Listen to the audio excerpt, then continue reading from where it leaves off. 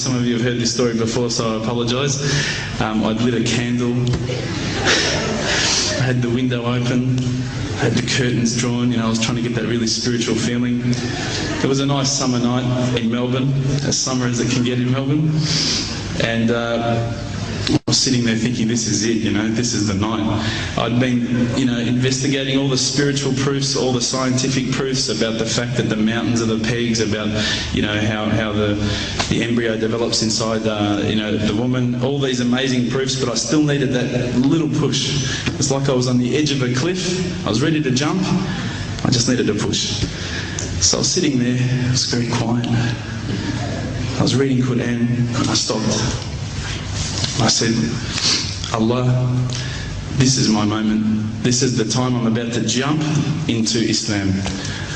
All I need is just a sign. Just a little sign, nothing huge, maybe a bolt of lightning. Maybe half the house could fall down or something, just small. It's small for you, man. You created the earth, come on. So I sat there. I was waiting for the candle to start lighting up to 4 metres high like in the movies. And I go, okay, go. And subhanAllah, nothing. Absolutely nothing happened. I was really disappointed, to be honest. So I sat there and I said, Allah, this is your chance. I'm here. I'm not going nowhere. I'll give you another chance. Okay, maybe you're busy. I know it's daytime over the other side of the world. There's a whole lot of stuff going on.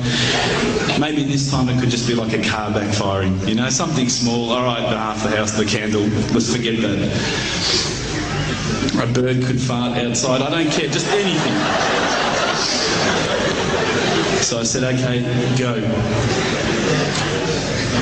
And subhanAllah, absolutely nothing happened. And I mean, I couldn't have even said, oh, that was it. That creep just then in the wall, that was it. Absolutely nothing happened. I was really disappointed. I was gutted. I was sitting there thinking, this is it, this was my last chance, Islam, and I haven't found it. I pulled back the Quran, I turned back to where I was reading.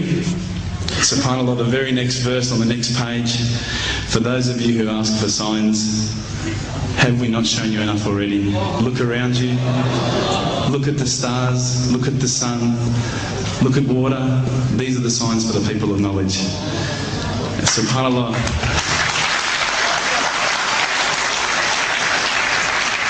I threw the doona over my head and I pretended I was asleep. I was that scared because I couldn't believe how arrogant I'd been to want my own specific sign when all the signs had been there for me all along.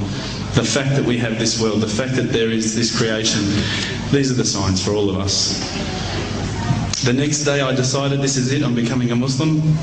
I'd been investigating Islam now for probably about 6 months, to be honest. I went in and I said to myself, this is it, I'm going to make shahada. I had no idea what I had to say, I had no idea what the words were. It was probably close to Isha prayer, so it would have been, 7, 8 o'clock at night. I went in and I couldn't believe it. There was about 1,000 people at the mosque. I thought, subhanAllah, look at this religion. Look at how strong they are. It was the first night of Ramadan.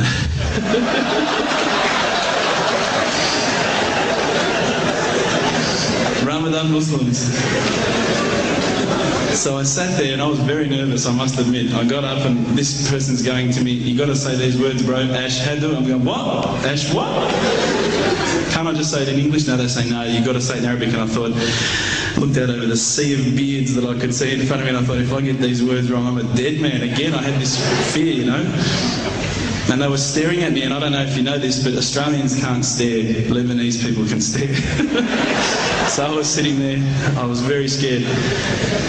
I got up, and subhanAllah, as soon as I started to say the words, all fear went out of my mind. It felt as though a shower was inside my head and someone had just turned on the cold tap. Felt like I'd been flushed clean.